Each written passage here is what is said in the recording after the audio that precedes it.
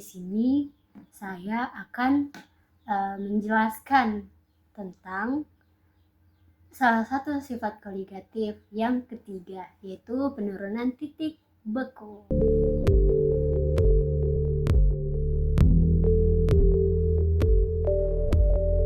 Sebelum membahas penurunan titik beku, kita perlu tahu dulu apa itu titik beku. Titik beku adalah suhu ketika suatu zat cair mulai berubah menjadi padat. Untuk air murni, titik bekunya adalah 0 derajat Celcius. Saat air membeku, partikel-partikelnya bergerak lebih lambat dan saling mendekat karena gaya tarikan termolekul semakin kuat sehingga air berubah menjadi es.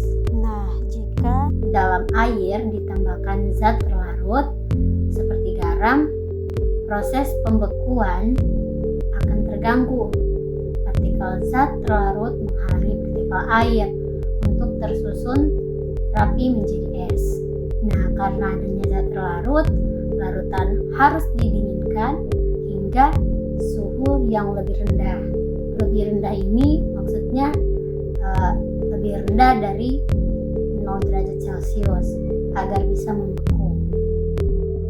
Inilah yang disebut penurunan titik beku. Nah, penurunan titik beku dapat dihitung dengan rumus delta TF.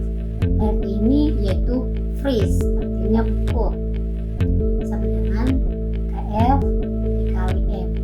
Nah, ini untuk non elektrolit. Delta KF sama dengan KF dikali M kali I.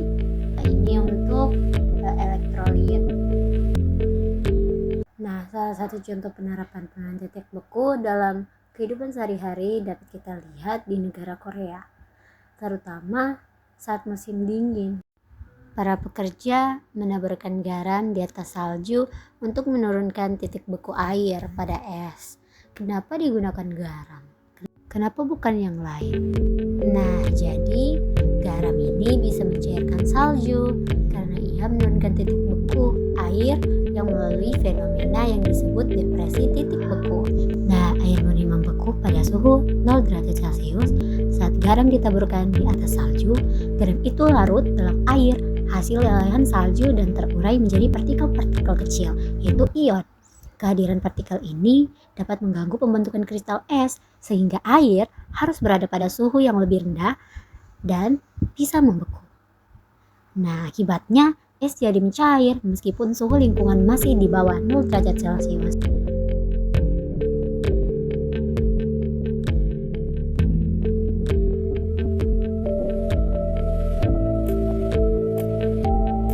Dari soal di atas yang diketahui yaitu massa etilen glikol sama dengan 6,2 gram, mR etilen glikol sama dengan 62 gram per mol, massa pelarut air sama dengan 100 gram, konstanta penurunan titik beku air sama dengan 1,86 derajat Celcius per M. Titik beku air murni sama dengan 0 derajat Celcius. Ditanya titik beku larutan yang terbentuk. Rumus yang digunakan adalah delta TF sama dengan KF dikali gram per mR kali 1000 per P. Kita masukkan nilainya yang diketahui. Delta TF sama dengan 1,86 dikali 6,2 per 62 dikali 1000 per 100. Delta TF sama dengan 1,86 dikali 0,1 dikali 10. Delta TF-nya sama dengan 1,86 derajat Celcius. Artinya titik beku larutan turun sebesar 1,86 derajat Celcius. Karena titik beku air murni adalah 0 derajat Celcius, maka titik beku larutan menjadi TF sama dengan 0 kurang 1,86 sama dengan min 1,86 derajat Celcius. Jadi sudah kita ketahui bahwa penurunan titik beku ini terjadi ketika zat terlarut ditambahkan ke dalam pelarut. Nah, keberadaan partikel zat terlarut mengganggu pembentukan kristal pelarut, sehingga pelarut membutuhkan suhu yang lebih rendah untuk membeku.